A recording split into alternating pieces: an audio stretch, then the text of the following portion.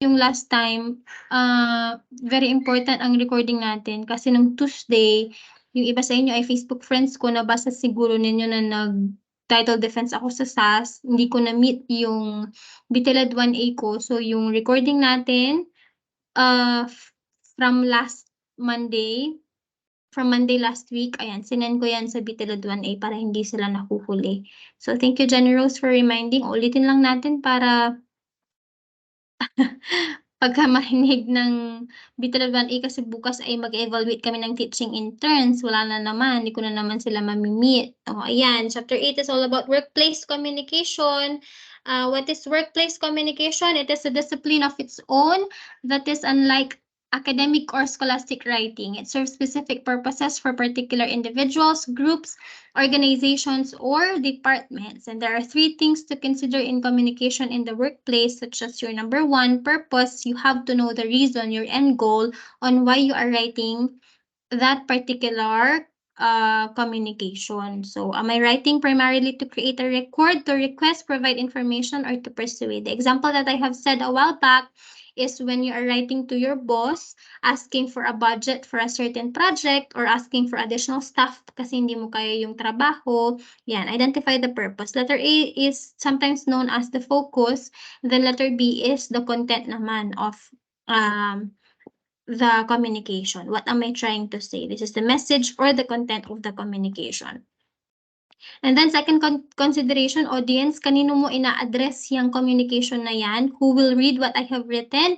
What are their job titles and or areas of responsibility? What do they already know about the specific situation? And why do they need this information? What do I want them to do as a result of receiving it? And what factors might influence their response? Okay, so in the case of the memorandum written and addressed to Miss Mary Ann Kimper and Miss Cyril Arcangel, the advisor and co-advisor respectively of Supreme Student Council, ano ang gustong mangyari ni CED? Ang gustong mangyari ni CED, both of these people I've mentioned will have to organize series of events for 3 days para doon sa campus fest natin. So, mga ganyang bagay. Bakit importante na i-determine ng audience? Kasi sila nga yung magre-receive or gagawa ng utos na nilagay mo doon sa communication. Bakit sila? Kasi advisor at co-advisor sila ng SSC. At ano nga bang SSC? Supreme Student Council, an organization that has something to do with student body. Okay? At ang Campus Fest ay intended para sa student body. So, sila yung inassign. Okay, there are broad categories of workplace communication class. Upward communication, lateral communication, downward communication, and then outward communication. So there are 4 broad categories. Let's discuss upward communication. Paano kaya nangyayari ang upward communication? This is from your position to an audience above you in the job. Teka lang. Mama! Mama! Mama!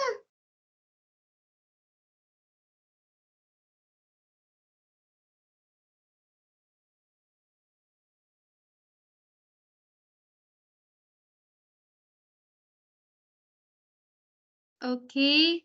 Paano nangyayari ang upward communication? This is from your position to an audience above you in the job hierarchy. Example, a response to a letter from your manager. Okay, so yung upward communication on point of view natin ha, for example ako, from my position, I am an instructor 1 to an audience above my job hierarchy. So yung nakakataas sa akin. So ang instructor 1, ang nakakataas sa akin ay si Ma'am Rhea Tiangson being my chairperson. So example of an upward communication is my letter to Ma'am Rhea Tiangson requesting her to note my project or to approve my NSTP project. Okay, nakuha ang upward communication. Can you give another example in a different workplace aside from the academe? Academe yung provide ko, instructor 1. Ang instructor 1, ang nakakataas sa kanya ay yung kanyang immediate supervisor na chairperson. So example of an upward communication is the letter that I have created for Ma'am Rhea to note or from Ma'am Rhea to approve regarding our NSTP community outreach activity. Can you give your own example ng upward communication? Nurse to a doctor. O, syempre yung doctor mas nakakataas sa nurse. Ano pa? Kami pong mga ma'am, student niyo po sa mga instructors po namin. I would say na no kasi ang pinag-uusapan natin ay workplace communication. So yung student to teacher, maaaring tama na mas mataas yung teacher sa student, however, they are not in the same workplace or hindi sila naman nagtatrabahong dalawa. Yung teacher lang naman yung nagtatrabaho. Yung sa workplace class na setting. Ma'am, Yes. ko po yung kunyari kung magbibigay po ng resignation letter po Correct. sa mga boss po. Correct. Pwede Oh, po very yun, ma'am. good. Correct. Ayan. Sabihin nating sales agent handing in his resignation letter sa kanyang supervisor sa Robinsons Mall. O yan, mga ganyan. Just, you just have to widen your imagination, your thinking to provide me good examples. So you have to tell me the position, tapos position ng nakakataas, tapos saang setting, Robinsons Mall o hospital na sabi ko na nurse to a doctor. Ano pa? Marami pa tayong examples. Come on, you think. Isang good example and then I will proceed to the second one.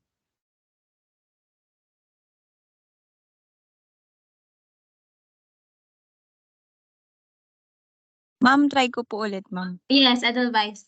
Yung at letter po ng ma'am, ng attorney po sa judge, ma'am. Okay, correct. Because judge is higher than the attorney. O, bigay mo na rin yung content ng letter for the sake of providing a very good example. Ano yung content ng letter, kunwari, Edelweiss?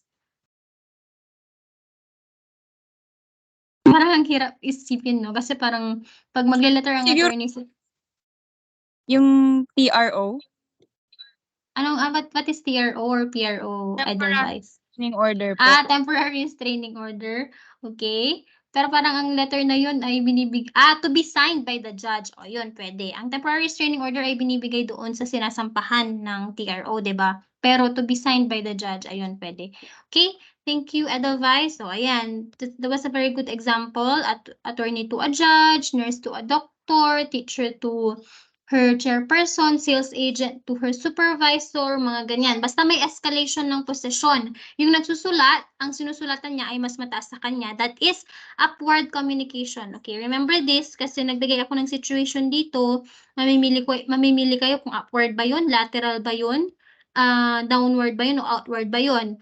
And then binaliktad ko din siya. Minsan, ang ginagawa ko, yung doon sa question, yun yung situation, tapos choices, yung upward, lateral, ganon. Pero minsan baliktad din, yung sa question ay upward, tapos sa sentences, mamimili ka kung alin doon ang upward. Sa choices, mamimili ka kung aling sentence doon ang tumutukoy sa upward. So, mga ganong bagay. So, hindi mo lang i-memorize yung definition na yan, intindihin mo din kung anong ibig sabihin and learn to apply it in a given situation.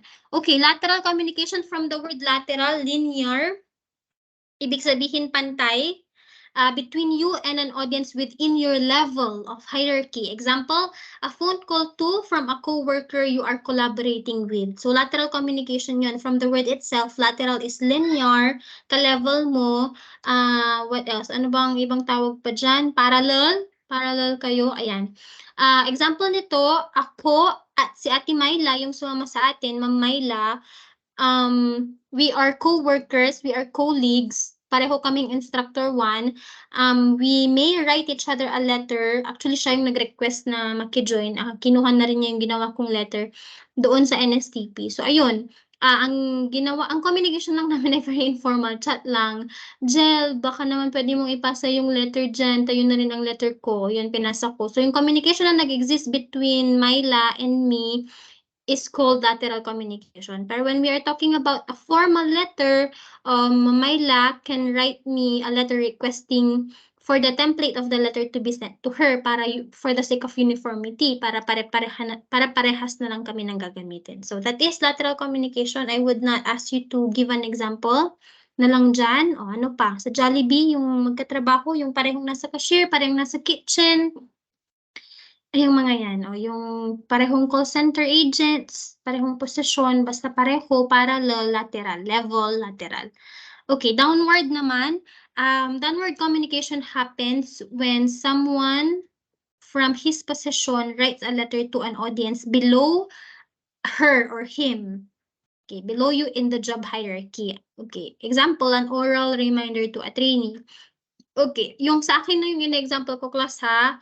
And then, provide na lang kayo ng example ninyo para dito. So, yung example ko, I am an instructor at PSU San Carlos Campus and I often communicate with Sir Josue, kung kilala nyo siya, yung assigned doon sa new building natin, sanitation engineer, na assigned sa ating second floor sa new building. Ayan, I often communicate with him, reminding him the things Ma'am Liza would like him to do, such as make sure na tuyo yung doon sa CR, make sure na nakalock, make sure na yung mga bintana napunasan, make sure na ayun hindi basa para walang madulas, mga ganyan. So the communication existing between me and Sir Josue, kasi ako laging nauna sa office, maaga siya doon, is called a downward communication. What else?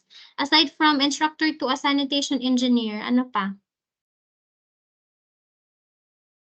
Usually sa workplace, kung ikaw ay nasa entry level lang, parang kami entry level. Entry level means yun yung pinakamababang posisyon, instructor 1. Ang yun usually, no, tapos ang nakiki-communicate na instructor 1 and then yung sanitation engineer natin. Ano pa? Ano pa yung mga examples natin na mas mababa kaysa sa'yo? Security guard, ayan, pwede din. Instructor 1 and then security guard, ayan. Okay. I'm sure na nagigets nyo naman, ano, you are getting the point in here. Let's proceed with your outward communication. In outward communication, the communication exists between you and a company that you do business with or an audience outside your workplace. So ito yung tinatawag natin na outside stakeholder that is not within your workplace pero somewhat or somehow still related to you or related with what you do. For example, PSU has a lot of institutions and agencies and organizations affiliated with it kasi kahit na anong institusyon, di naman yung tatayong mag-isa lamang. For example, ang PSU nangangailangan yan ng mga supplies katulad ng bond paper, ano pa, sa tarpaulin kapag may printing. So yung mga kinakausap ng PSU regarding these supplies such as bond paper, scissors, pens, markers, glue, yung mga pins natin, etc. Basta lahat ng supplies na ma-imagine ninyo, ang tawag sa kanila ay outside stakeholders. At ang communication ng PSU between this supplier, between this company, is called an outward communication. Okay? And then the third consideration, aside from your purpose and your audience, we have the tone. It will set how your target audience will accept what you are trying to say. You don't have to sound tough. Remember, you do not have to sound tough, demanding, or condescending in your discourse, especially in sensitive subjects or issues. Kapag kayo ay nagka-craft ng letter ninyo, make sure na kapag babasahin siya, hindi siya dating mayabang, hindi mabibwisit yung magbabasa, okay? Kasi baka itapon yan. Especially so if you're requesting. Parang nasabi ko na to sa inyo dati, kaya nga tayo may formatting, kaya tayo may format na sinusunod para iset muna yung tone, di ba? Mag-intro ka muna, sabihin mo muna yung importance ng event na mangyayari bago ka mag-request ng pera. Kasi kapag nag-demand ka na agad na, may your office give us 500,000 for the event. Ganito, pupunitin yung letter mo, di ba? Bibisit agad yung magbabasa. So you have to set the tone first. You have to come up with a catchy introduction first. And in that introduction, it should contain the significance, the rationale, the reason, the purpose, the importance on why you are conducting the activity and why the management should give you that large amount or big amount. So set the tone first, okay? Huwag kang mambwisit sa letter mo, okay? You have to set the tone first. You don't have to be demanding. You also don't have to sound tough or mayabang or condescending in your discourse, okay? Okay, so tuloy-tuloy lang natin to, class, ha? There are two kinds of approaches by CIRL's 2014, the writer-centered and then the reader-centered. The main difference between these two kinds of approaches is very easy to spot. It lies in the point of view ng inyong pronouns. Okay? So first point of view sa writer-centered and then second point of view naman or third person point of view naman sa reader-centered. Okay, sa writer-centered na first person point of view, we have I and we have we. Yun lang naman. I, we, us. Kapag ka object siya at hindi subject. Pag subject, I and we. Kapag ka object naman, mine and us. Okay? And then, dito sa reader-centered, you, or a third person, it could be it could be the. Okay. And then, sa object naman, them. Ayan. Pati rin they sa reader-centered. Them, ano pa? Theirs, their. Ayan. Okay. So, sa writer-centered, ibig sabihin, ikaw yan, nakasentro sa nagsusulat. I'd be happy to assist you with your concern. Convert this into reader-centered. Sasabihin mo na lang na if you have any concern, I'd be happy to assist you. I think these two kinds of approaches are accepted. However, if I would ask you, ano yung preference ninyo? Ano sa tingin nyo yung mas polite? Yung writer-centered o yung reader-centered? Ma'am, yung writer-centered. Okay, for Christian, it's the writer-centered. And for Edelweiss, it is? Reader po. Reader Okay. center. Okay, sige. For the sake of participation, raise your hand if you agree with Christian na writer-centered. Raise your hand ha. Dapat lahat magtaas doon sa dalawa ha. Titingnan ko. So, Pauline Carullo. 32 tayo ngayon. So, 31 kayo. Isa lang ang nagtaas kay Christian. Dapat may 29 na 28 na magtataas para kay Edelweiss. So, para sa reader-centered naman kay Edelweiss, let me see your hands for the sake of participation.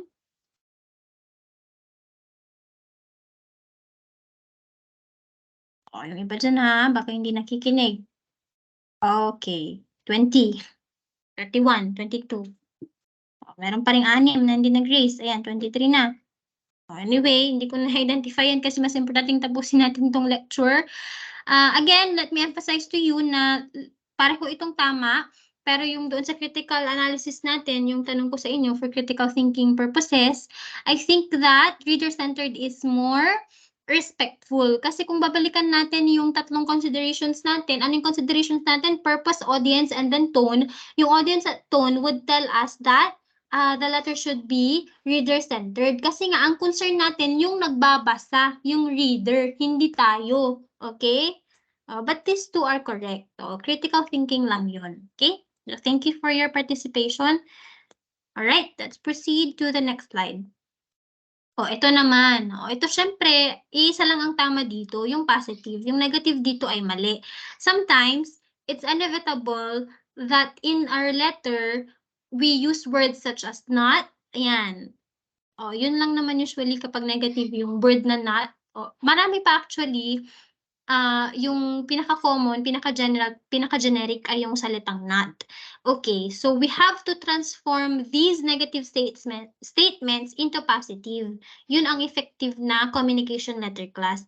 We should try to avoid negative statements in our communication letter, such that in the first example, I cannot process your request for a credit in your account unless it has. Pwede mo namang sabihin na your request for a credit in your account will be processed after the submission of your receipt as a proof, mga ganyan. So, dun sa negative kasi, sinabi mo na agad na hindi namin mapoproseso ang request mo hanggat hindi mo ipinapasa yung kailangan. So, negative ka agad doon.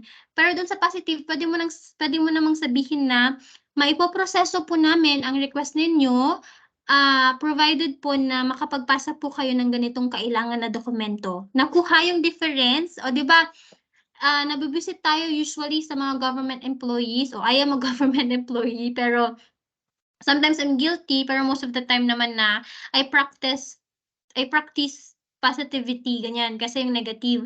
Nabibisit tayo pagka nasa government agency tayo, may transaction tayo, tapos yung haharap sa atin na government employee ay ang sungit-sungit. Hindi nga pwede, hindi pwedeng i-process yung ATM mo kasi ano, gano'n, or hindi mo makukuha yung 2,000 mo ngayon, ganyan, di ba? Masusungit ang mga nasa government employee, which is true, di ba? Kaya nga may pinapasang bawal masungit na batas si Tulfo. Anong term yon kung nabalitaan ninyo?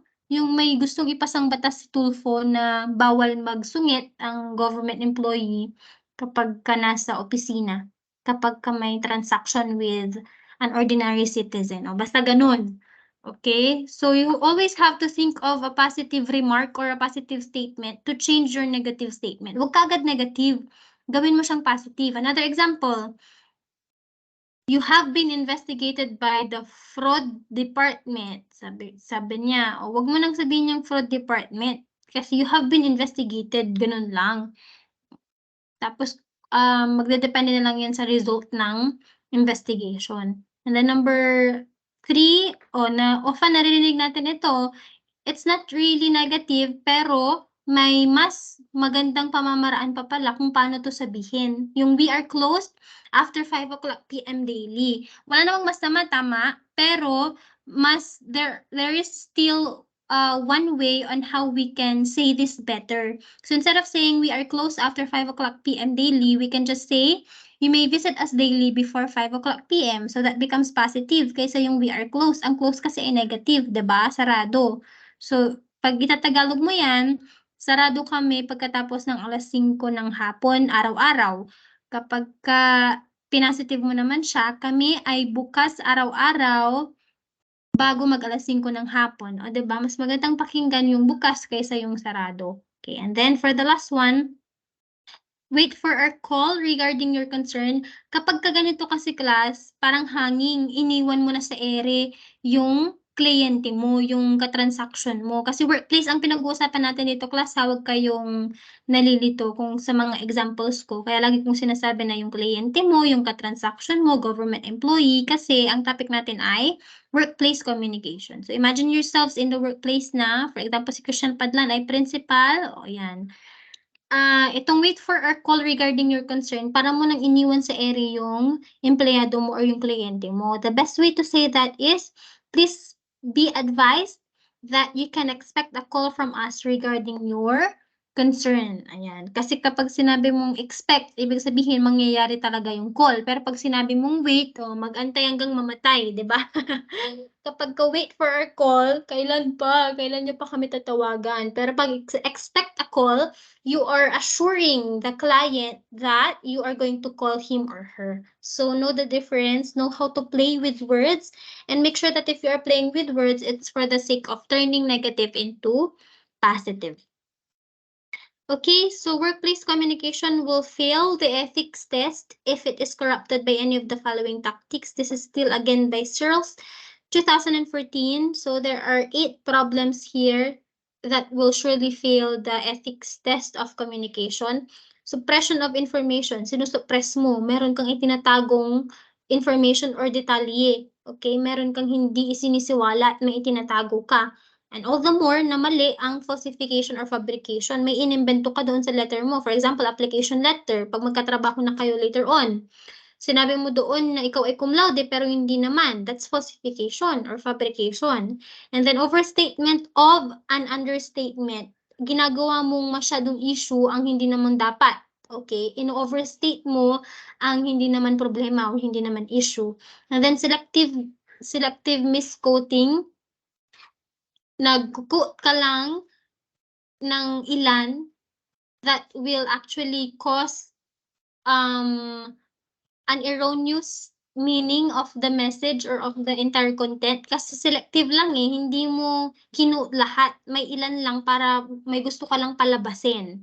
Okay? Subjective wording, conflict of interest o conflict of interest, for example, di kayo pareho ng values o meron ka ng pinapaboran, may bias ka na, conflict of interest ang tawag doon, may bias.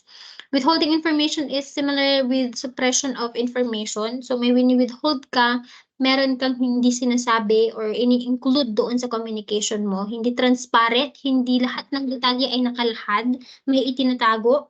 And then of course, plagiarism, that's wrong. Alam niyo yan, matagal na nating issue yan, matagal na nating topic yan. And plagiarism is, parang actually evolving na nga na turning not illegal na. 'Di ba? Plagiarism is illegal, you can be punished. Pero with artificial intelligence, it's becoming legal. Sino sa inyo ang gumagamit ng artificial intelligence class? Be very honest. Alam nyo, para lang mas maintindihan ko ang artificial intelligence because I am also not closing my doors. Open-minded tayo eh. Hindi tayo pwedeng negative kaagad. So, although, I would admit na nung umpisa, nag-negative talaga ako being an English major. Parang, ano siya sa akin, sampal siya and then threatening. Ayun, the word is threatening. I am an English major. Inisip ko na through AI, through artificial intelligence, hindi nakakailanganin ng workplaces ang mga English majors kasi pwede na lang silang gumamit ng artificial intelligence para may magsulat ng memo, may magsulat ng ganito ganyan. Parang ngayon sa CED office, ako ang nagsusulat ng lahat ng memo, lahat ng business letters, kaya ako nilagay doon as staff. Pero kapag nag-usbong na yan, umusbong na yan, mas nakilala ng artificial intelligence, madali na lang kahit sino, kahit hindi English major, kahit na hindi ka magaling sa grammar, kahit na hindi ka magaling sa sentence construction or wala kang alam sa English, kung alam mong gumamit ng artificial intelligence, kayang-kaya mo na. 'Di ba? So, parang para sa akin hindi ako pabor sa AI. Pero nung umattend ako ng seminars ng UP, sabi ng UP, hindi dapat katakutan ng AI. AI is a helpful tool. Assistance ang tawag doon. Pero, naliliwanagan naman ako ng konti, pero nandun pa rin ako, mas mataas pa rin yung pagsasalungat ko sa AI kaysa sa pag-a-agree. Aminin niyo na, okey lang yan. Sino sa inyo yung mga gumagamit ng artificial intelligence dito? Jenny Rose, sino pa? Anong artificial intelligence ang ginagamit mo, Jenny Rose? Ma'am, yung sikat ngayon, ma'am, ChatGPT. Sige. Pero hindi ko na po ginagamit, ma'am, simula nung sinabi po ni Sir Aaron po na plagiarize po yung paggamit nun. Kaya di na po ako gumagamit. Yun lang. Ayun. Thanks, Jenny Rose. Sino pa yung Fulin yata, Fulin. Fulin, anong ginagamit mo, Fulin? ChatGPT din po, ma'am. ChatGPT din. Ayan, basta nakukuha nyo naman yung punto. Honestly, ano ba yung nararamdaman ninyo? Pag gumagamit ba kayo ng ChatGPT, may konsensya ba kayong nararamdaman? Be very honest. Sa tingin nyo ba mali yun, pero ginagawa nyo pa rin kasi yun nga, gusto nyo may pasang output? Ma'am, ako po minsan. Oo, no, may nag-e-exist pa rin eh, nakakaramdam pa rin ng konsensya. At we cannot fake our morals our sense of morality. Ibig sabihin, tama tayo na mali ang artificial intelligence. Kasi, pinagtatanggol siya definitely ng information technology department, ng information technology people. Definitely, pagtatanggol nila yan dahil trabaho nila yan. Sila ang nakadiscover. Pero sa akin as an English major belonging to the language field, language department, parang masakit, parang ninanakawan ka ng trabaho mo, gano'n, ninanakawan ka ng capacity mo, capability mo, ng skill mo. Gano'n lang namang hanash. Pero we are still open. May a-attendan pa akong isang seminar to widen my horizon about it. Okay? So plagiarism, ayan. Sana kung masama man, sana maitigil. O kung totoo nga na helpful, let's pray na it evolves more pa to helping a lot of industries, not only the academic institution. Okay, business letters, tapos na tayo dyan. Heading, inside address, salutation. Meron pa tayong di-discuss dito body of the letter, complementary closing, signature block. yung block ninyo, modified semi-block. O, ito ha, please review all these kasi sinama ko din siya sa exam. Ayan, ito na. Yung hindi natin na-discuss, frequently written business letters. Letter of request, the writer is obviously requesting for something. Okay, may it be a budget, may it be an additional staff, anything. Basta may nabasa kang request dyan sa letter, or may ask, may you consider, mga ganyan. Letter of request yun. And then letter of inquiry, you're inquiring, you are asking. Know the difference between asking lang muna versus ordering na or yan na, placing your order, placing your purchase na. Kasi may nilagay ako doon na baka malito kayo. Now, I am revealing it. So, sana makatulong. Maging points nyo na siya.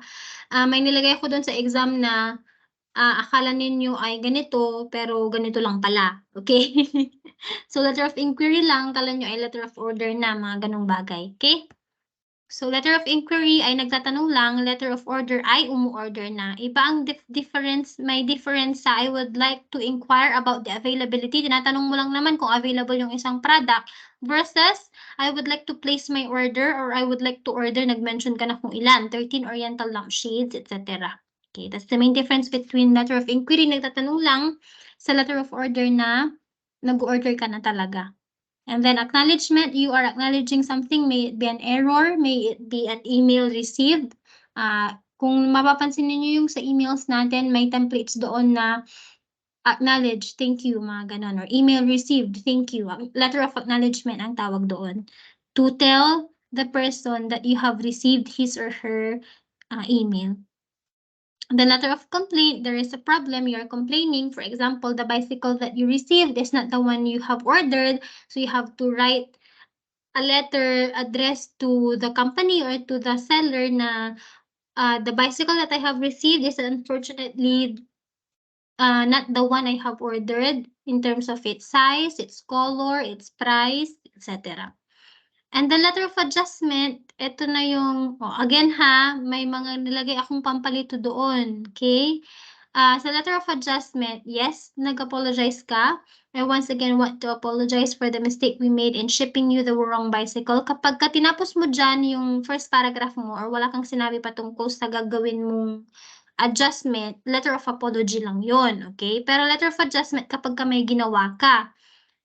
In the meantime, we wish to send you the bicycle you ordered along with a prepared voucher to send back the incorrect bike, okay? So sa letter of adjustment, nag-apologize ka and then itinama mo yung mali mo, okay? Ipinadala mo na yung bicycle na totoong in-order. Okay, so yun lang naman, letter of adjustment, complaint, acknowledgement, order, inquiry, and the first letter here is request. Okay, I'll be closing this PowerPoint class and let's proceed doon sa isa pa para matapos natin ang chapter 8 ninyo ngayon dahil 1 hour pa lang ang lumilipas. Okay? Dito tayo sa minutes of the meeting.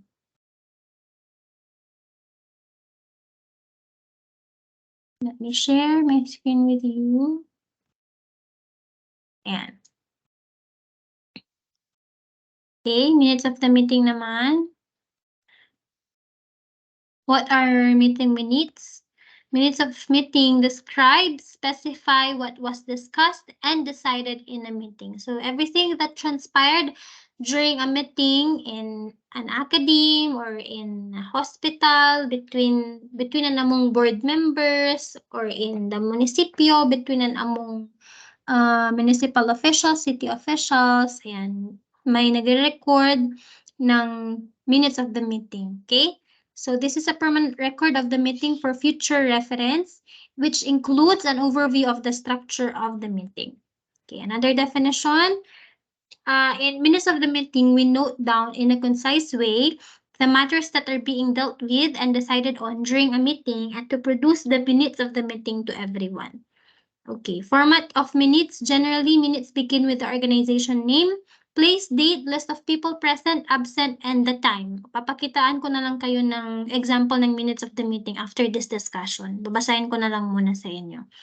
And then followed by the agenda for the said meeting, and then official decisions must be included, reports given and the person involved, and then the vote tally may also be included. Depending on the meeting, ang vote kasi usually, for example, nagkaroon ng meeting kung sino ang susunod na magiging dean ng College of Education. O yun, applicable itong last bullet dito na vote tally. Pero kung ang meeting naman ay patungkol sa pagsusuot ng uniform, pwede rin naman yung vote tally sa uniform kung ano ang mas prefer nila, kung yung blue ba o kung yung yellow.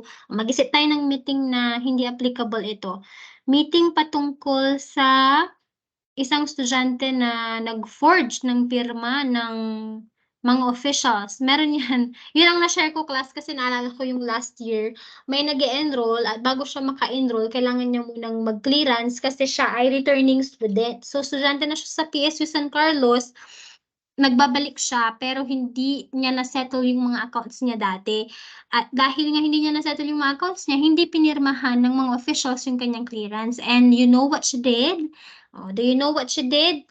Finorge niya yung pirma ng mga officials, kala niya hindi mahalata, kala niya hindi mafa-find out. Eh, pare-parehong ballpen ang ginamit niya, pare-parehong sulat, hindi man lang niya binago-bago, di ba? So, nahuli siya. Instead na makabalik ng school, hindi tuloy pinayagan na mag-enroll. Pero one sem lang, syempre karapatan niya pa rin bilang isang estudyante na makabalik ng pag-aaral. So, parang suspended lang siya for the entire sem.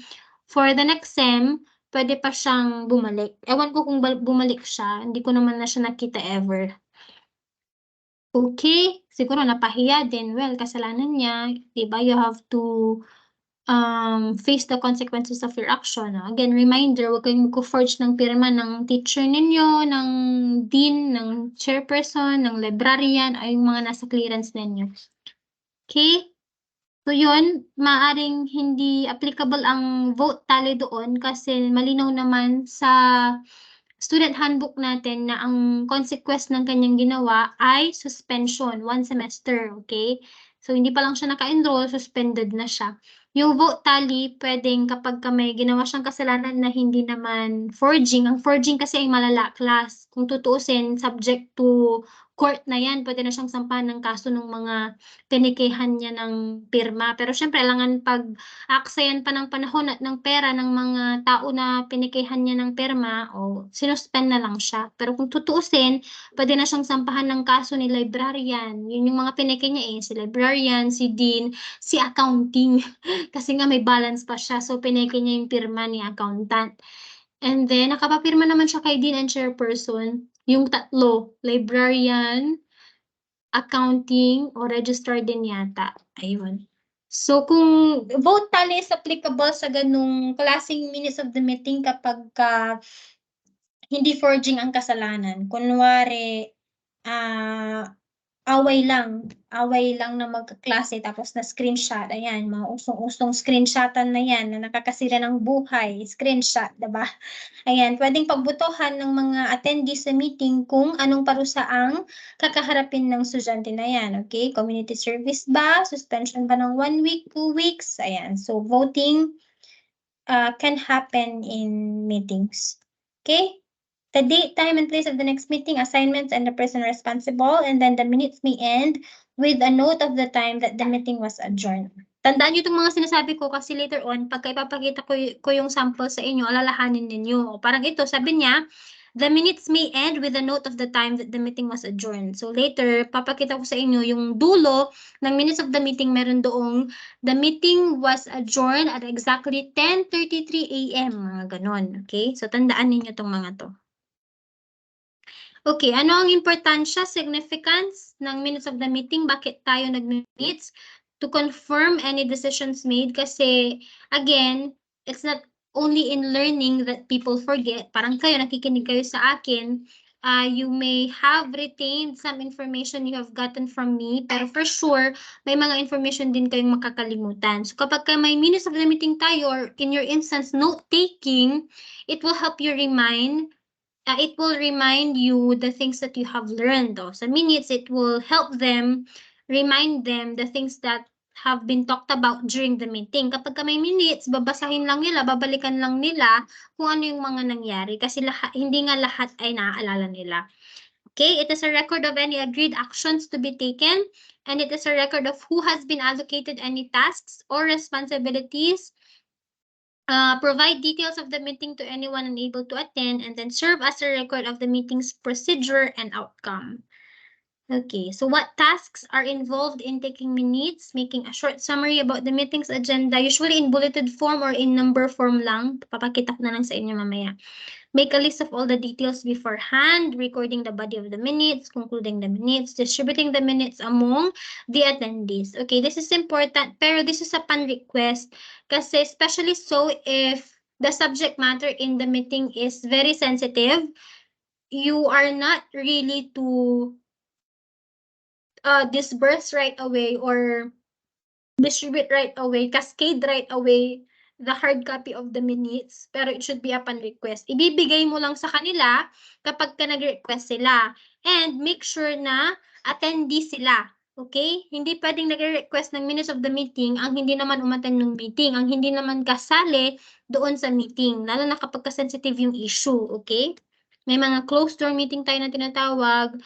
For example, teacher na nangutang sa estudyante, teacher na nang haras ng estudyante, ayan, ang mga sensitive na bagay, closed door yan. Hindi mo naman, for example, si teacher A na lalaki ay nang haras ng estudyante, hindi mo pwedeng ibigay yung minutes of the meeting kay teacher B na hindi naman involved. Kasi malalaman niya, di ba, makikitsika lang siya. Gagamitin niya lang yun para sirain ang reputasyon ni teacher A. Okay? Hindi pa naman napapatunayan. For instance, kailangan pa ng investigation. Okay? Mga ganyang bagay. Forms of recording minutes, it could be in a form of video recording, audio recording, and then hand recording. I'm not sure if I was able to share with you, pero my first job was at PSU main campus, which is in Lingayen, and then I used to record the meetings of our university president, the then university president kasi nagpalit na. So ngayon ay si President Albert M. Galas, dati si Dr. Dexter R. Buted. Nagmi-minutes ako ng mga meetings niya. Ang gamit ko lang ay hand recording lang, tinatype ko lang yan. Diba?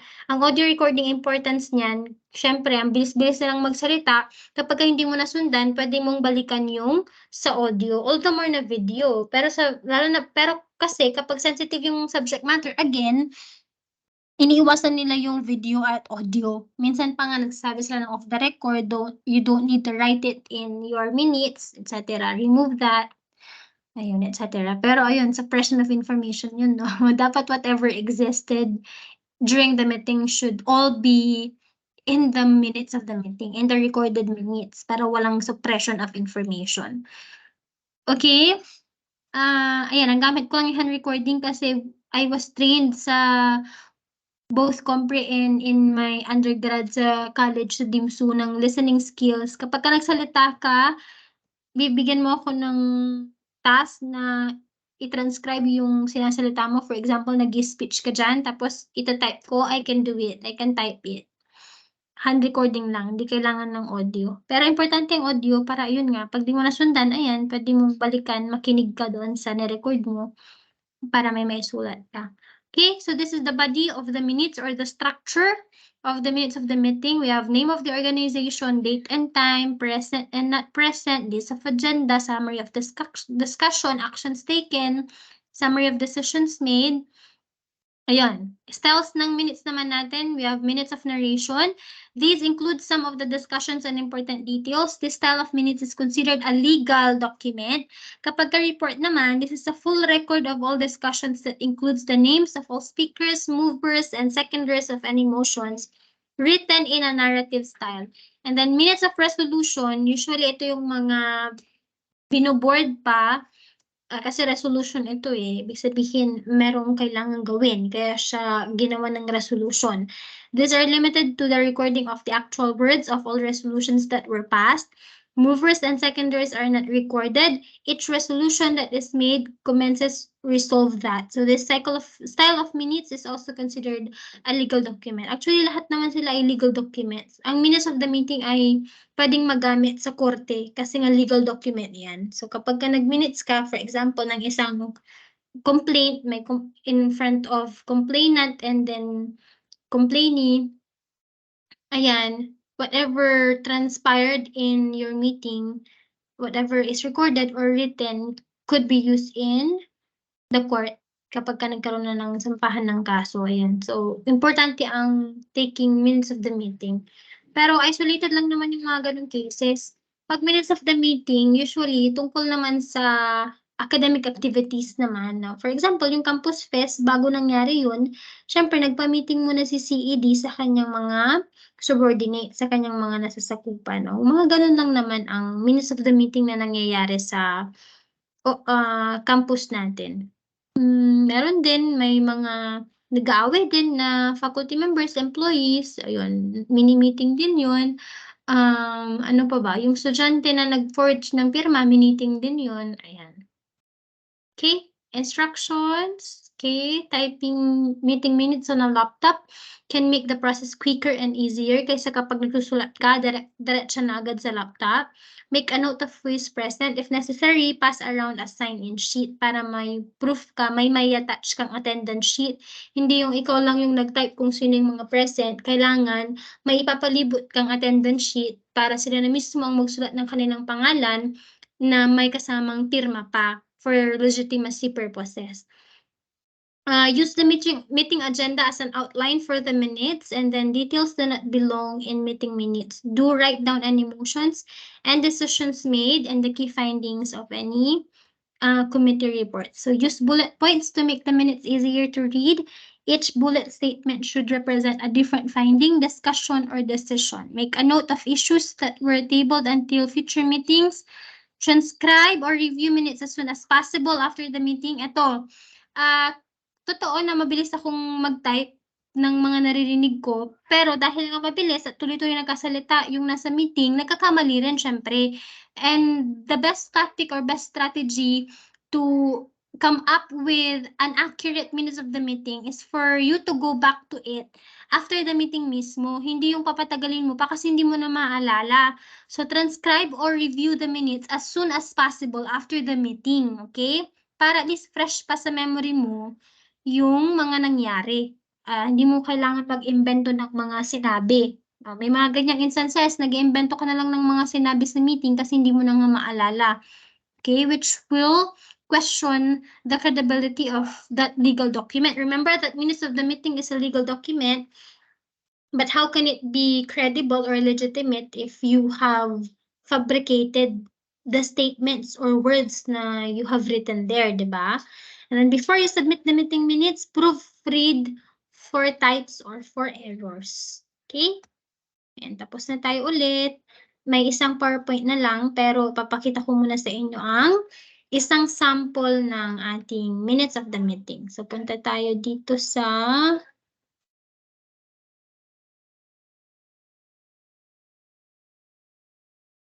ito.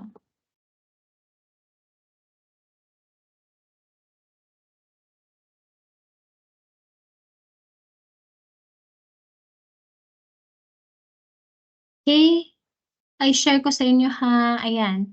Ito ay napakalumang format na ng bond paper natin.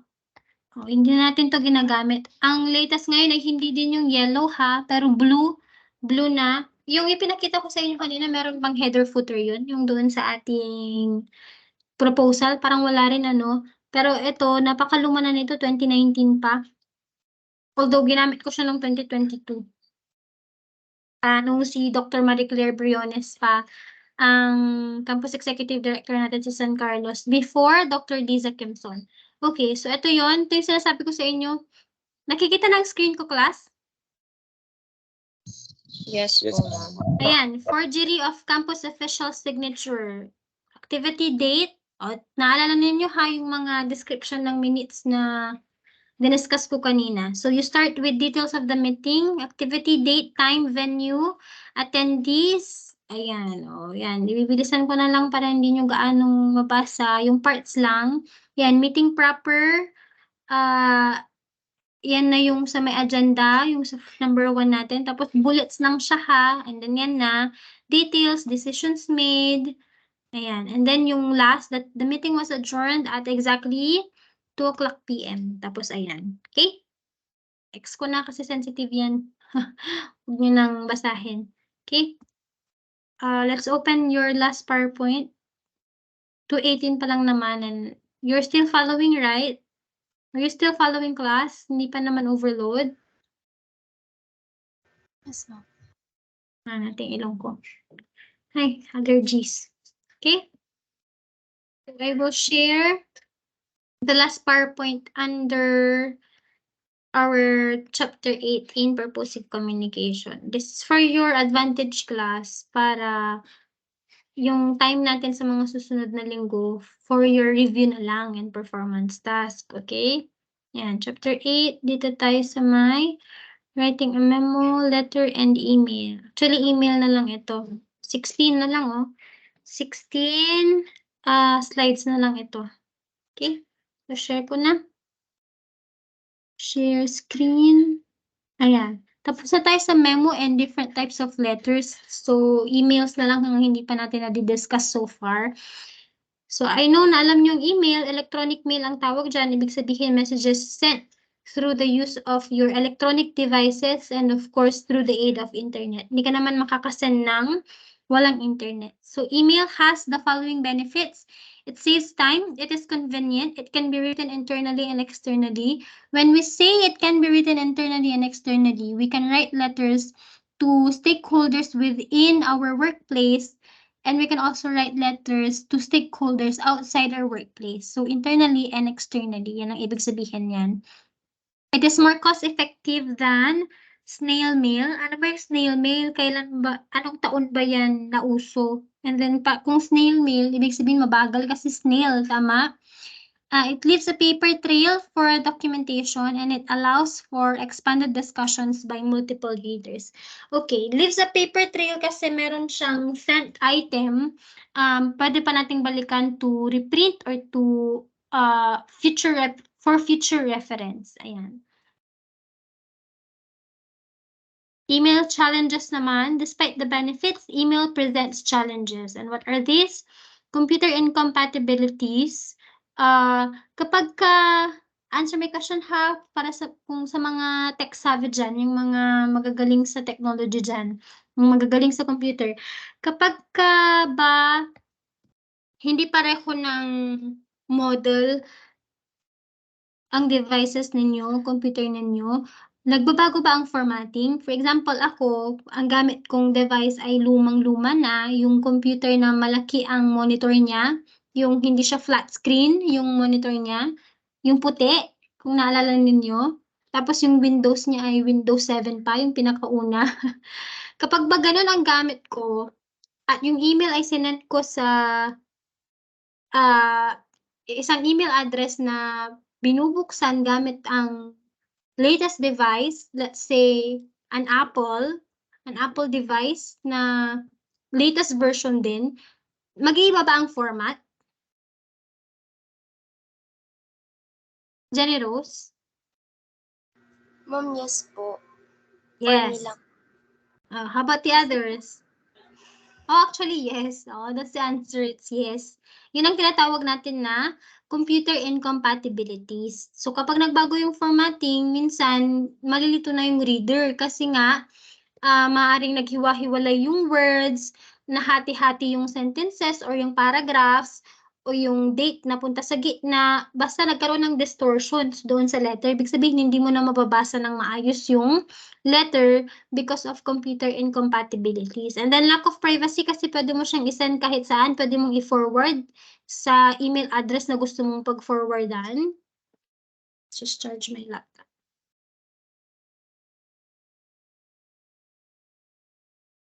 And then casual tone leading to misunderstandings.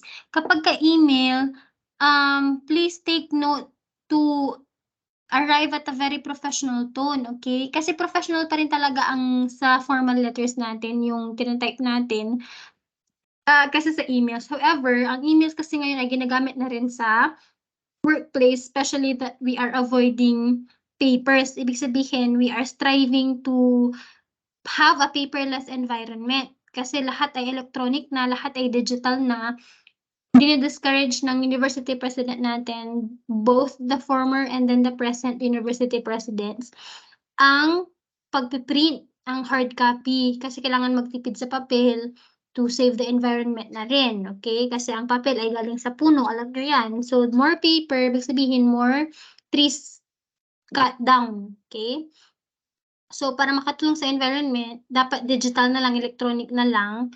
Doon na lang, kinikreate ang letters at pinapasa office to office, email ng office to office. For example, yung email ng PSU San Carlos at gmail.com, kung may message kami sa university, ini-email lang namin, hindi na namin piniprint, tapos dadalhin sa linggayin. So, through email na lang kasi mababasa naman, okay?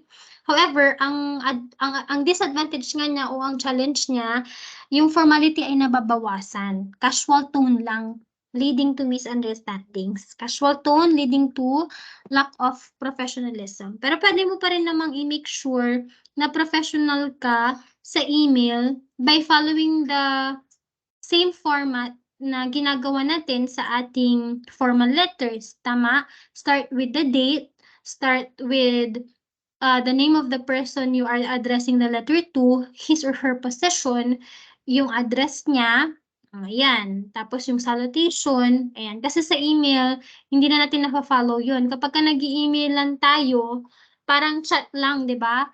Hindi mo, every email, for example, parang ako, na-try ko to, at tama nga naman, na casual tone na lang siya. Noong nag-request ako ng OTR ko sa SAS, kasi pwede nang mag-request ng OTR ang natapos ng academics, yung thesis writing na lang. Noong una, yung letter ko syempre very formal. May date, may address to Dr. Paulo Vicenas through yung registrar sa SAS, tapos salutation, tapos introduction, body, conclusion, and then yung signature na, yung complimentary close. So, ganun yung letter ko. Nung nag-reply, yung in-email ko, sinasagot niya yung query ko doon sa OTR ko, walang ganon. Walang date, walang name, walang complimentary clause, walang pirma. O, di ba, nabawasan ng professionalism. Yung sinend ko sa kanya, very professional, nung nag-reply siya, it was very, not really professional. So, nung nag-reply ulit ako doon, hindi ko na rin finalo yung date. Wala na. So, parang chatting na lang mismo. Yung content na lang. Yung message na lang at hindi na yung kabuuang formats. Okay? Ayan. Ano pa to? Ito naman. Kung may challenges, syempre may effective email techniques naman tayo. Jenny Rose, I saw you raising your hand. Do you have a concern? Ma'am, yung sa may challenges po ng email, Hmm. pwede pong ano yun, ma'am, pwede pong maging challenge po yung hacking sa email. Yung pag may send po na email, tapos pag napindot po, mahahack yung account mo, like ganun, ma'am. Yes, definitely. Hindi kasi to information living in the IT era. Doon sa living in the IT era ko, maraming challenges doon katulad ng scamming, phishing na phishing, kung na-encounter nyo na yan. Phishing, scamming, ano pa, hacking, white hacking, black hacking, mga ganyan. Yan sa living in the IT era na discuss ko yan. Definitely challenges yun sa emails natin, Jenny Rose. Nalimitahan lang dito kasi purposive communication naman ito. Yung patungkol lang sa communication mismo yung focus natin, tinutukoy natin. Okay? Ito na. Yes, welcome, Jenny Rose. Effective email techniques na. Recognize your audience. You should know kung kanino mo sinesend at hindi sa kung sino-sino. I-verify mo din kung tama yung email na pagsasendan mo. Although may mechanism ang email to determine kung tama yung email na binigay sa atin. May magsisend sa atin na mailer daemon kapag the email is not existing. Tama? Nasubukan nyo na yan? Yung email na pinagsendan ninyo, hindi niya ma-receive yung message kasi mali yung email. At paano natin nalaman na mali? May nag-send sa atin na mailer daemon. Tama ba? Sino na ang naka-receive sa inyo yan? M-A-I-L-E-R-D-A-E yata yun. M-O-N. Mailer daemon. Ibig sabihin, sinasabi doon na the message is not sent to anyone because the email is not existing. Ako po, ma'am. Pag po Diba? nag-send ako, ma'am, tas typo po pala. Okay, correct. O, diba? Ayun, yun. So, make sure that you recognize your audience, tama yung email na pinagkasundan ninyo. Typo happens naman, ayan, tao lang naman, nagkakamali talaga tayo. Pero ayun nga, nakakatulong din yung mechanism ng email na ini-email tayo ng mailer daemon. Kasi kung hindi tayo in-email nun, we would not know, di ba? Hindi natin malalaman na hindi pala nag-send yung message natin. So, buti na lang may pag-ganon. O, pera lang kapag ikaw yung tao na dino-double check mo, babalikan mo siya kahit na na-send mo na. Yan, pwede mong makita na, hala, na-typo pala ako. So, dahil na-realize mo na na-typo ka, uulitin mo. Okay? Pero pagka hindi mo binabalikan yung mga senan mo, tapos wala pa yung mailer daemon, we will never know na hindi pala nakarating yung message natin. Okay? Identify yourself. Readers are cautious about opening unidentified email due to spam and viruses. Use a SIGDAT file to identify yourself. Doon ka. Tumugaw na to. Lapit na tayong matapos nangistorbo pa. Doon ka.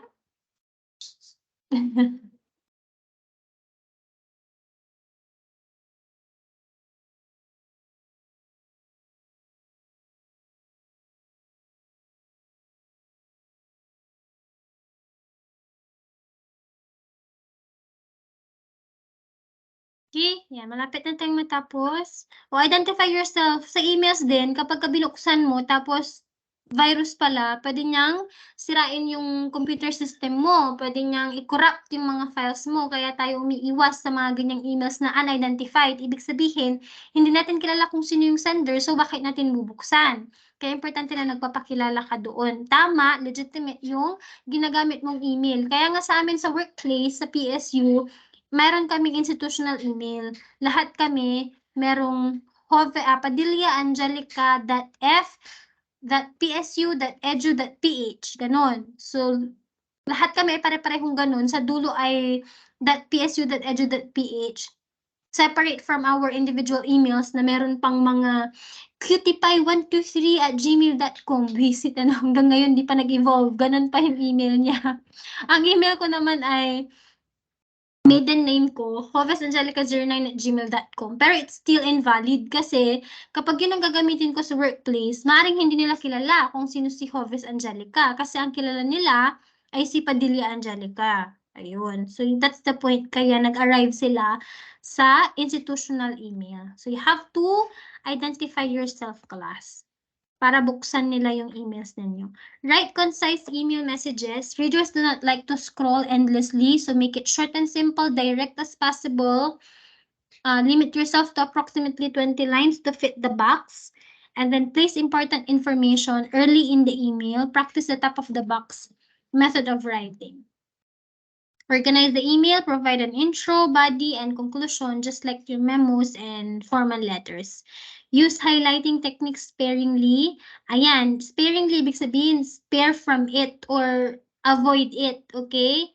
Refrain from doing it. Huwag kang nagbo-boldface, nag-underline, iba't ibang kulay yung font style, font text mo sa email. Di pwede yun, ha? It's very annoying. Hindi babasahin yung email mo kapag iba't ibang kulay yung letters mo doon, yung texts mo doon. And computer-generated bullets or numbers. Use hyphens or asterisks for bullets. Okay? Proofread. Don't hit the send button too quickly. Check errors. Check spellings, grammars, so that it won't hurt your professionalism. Kasi syempre, ang email ay ginagamit nyo sa professional industry, mababash ka dyan kapag karong grammar ka sa email, okay? Pag ungrammatical ka sa email or may erroneous orthography ka dyan or spelling. Don't email confidential or copyrighted information. Email is not private. Email is discoverable under the law. Email messages can be used in the courts. Make hard copies for future reference.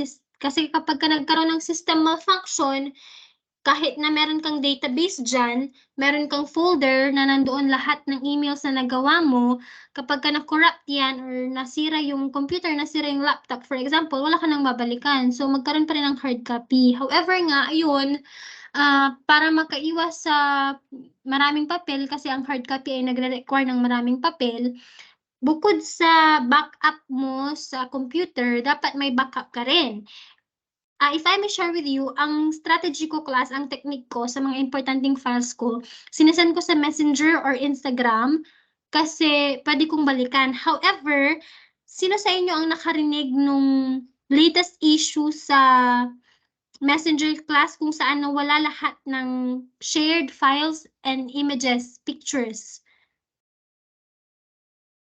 Naranasan niyo yun? Parang last month lang yata yun. Sino tong nag-raise ng hand? Si Pauline. Pauline, tama?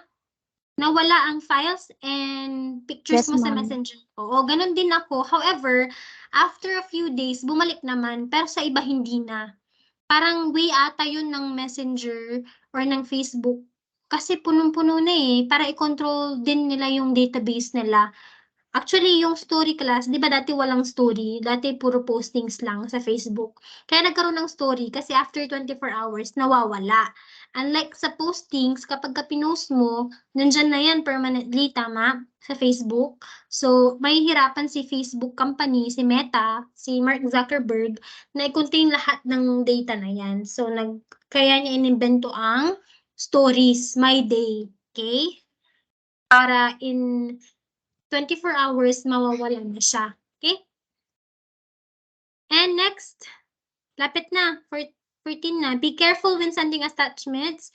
Say, I have attached and tell the reader what program you have used for the attachment. Sabihin mo kung PDF ba yung attachment mo, PowerPoint, Word document, or Excel, etc. I have attached a PowerPoint presentation for you to check out, mga ganyan, okay? So, huwag mo lang sabihin na attach is the file on, so you have to identify what type of file, okay?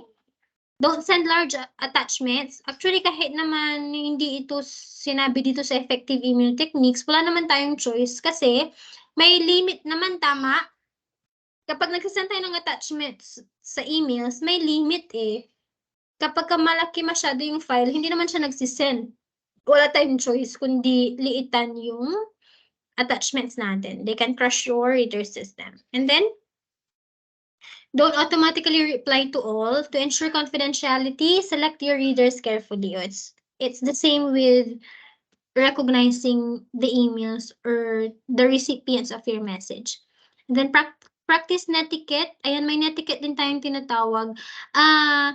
May mga notice ako sa inyo. I'm not sure kung sa section ninyo. Basta I'm just speaking in general and giving you a piece of advice na rin. Kapag kayo ay nag-chat sa instructor ninyo class, wag na wag kayong mag-caps lock. Kasi ang dating nun ay sumisigaw or nakakabastos siya. Pag binasa siya ng isang instructor, lalo na pag kamatanda, o pag kaming mga bata, magigets pa namin ng konti yung mga style ninyo. Pero pag kamatanda yan, masyado nang malaki yung generational gap, mami-misunderstand talaga nila kayo. So avoid using caps lock kasi sabi dito, writing in all caps is perceived as shouting. Para kang sumisigaw or para kang galit kapag ka naka-caps lock ka. Okay? Alright, so I think that's the end. It's already 2:36, may 24 minutes pa. Oh, yan. Tapos na chapter 8 natin. Natapos ko na rin yung exam ninyo. Pinasa ko kagabi sa G Drive. Ang validation nun ay ang exam ninyo ay 3rd week ata. Ang validation nun ay next week. Okay, so let's just pray na out of 50 items, sa atin manggaling ang pinakamarami. Kasi kung maganda din yung ginawa ni Lingayen, o baka manggaling din sa kanya yung maraming test items. Let's just hope na kahit whatever between the two ay within the coverage naman. So there's no reason na hindi nyo pa rin makuha kasi nasa coverage naman. Okay? Pero ang advantage kasi kapag yung sa akin mismo, baka ma-perfect nyo na. Okay? Kasi nga sinasabi ko na kung ano-ano yung mga nilagay ko dun. Okay? So, do you have any questions so far? Tapos na ang chapter 8 class. Next meeting natin ay Friday ba o Thursday? Next meeting natin Friday. kailan? Friday chapter 9. Tapos next week, ano na yan, mag-review na lang kayo. I will not meet you. For NSTP, isasend ko yung proposal. Please gawa na ang per group ng ganun. Mag-propose ng unique, very different type of a community outreach activity. Okay, do you have any questions? Okay, kung wala na kayong questions, ako na yung mag-a-announce. Balik na tayo sa reality. Ang second performance task ninyo, which I think would be the last, siguro last na ito, will be an interview. Interview. No, write an application letter. Ayan, yan na muna. Write an application letter. Tapos, look for a pair. Dapat may pair ka. Meron kang kapareha na who will act as either interviewer or interviewee. So, mamili na kayo kung sino sa inyong dalawa ang mag-i-interview at mag-i-interviewin. Again, i-video nyo ang sarili niyo. 2 to 3 minutes, that will be around 3 to 5 questions na ibabato ni interviewer at sasagutin ni interviewee. Okay? Yung rubrics niya, isasend ko na lang sa GC natin. Parehong rubric lang sa mga nakaraan. Change ko lang yung subject. Laging sa delivery, sa attire, ayan, sa content, etc. Naintindihan yung performance task number 2 natin? Write an application letter and then video yourself. Pair kayo, dalawa kayo. Yung isa interviewer, yung isa naman ay interviewee. Okay? Alright, so kung wala kayong mga tanong, open your camera, mag-picture lang tayo, and then I will end the meeting.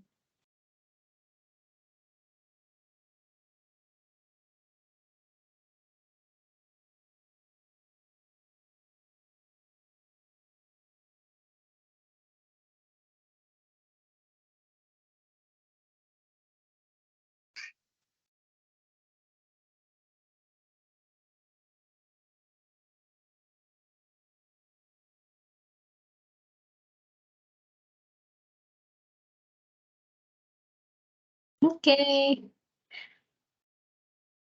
View lang natin. Search gallery. Okay. Okay, ready? Mag-burger ba tayo, Bitila Donby? Ano na tayo? Love scores. Take mo na, Jonathan. Sino mag-screenshot? Edelweiss, ikaw na lang. Hindi nagpapakita sa group picture si Edelweiss. Edelweiss, screenshot mo tapos send sa GC. Naka-cellphone lang po ko, ma'am. Hindi po Ay. makukuha. Sige, ako na lang. Mag-love scars kayo to ako pa. Okay, ready? 1, 2, smile. Okay, thank you for your day. Do good in your other subjects, and we hope to finish the last chapter. Next meeting, gawin nyo na, simulan na ninyo, mag-usap na kayo para sa inyong performance task number 2. Kasi yun yung unang topic natin sa chapter 9, interview, tapos research na. Research is the last topic. Okay? So, end the meeting now. God bless you all. Kung walang klase, di you give you awa. Bye! Thank you, ma'am. Thank you po, ma'am. Thank you po, ma'am. Okay.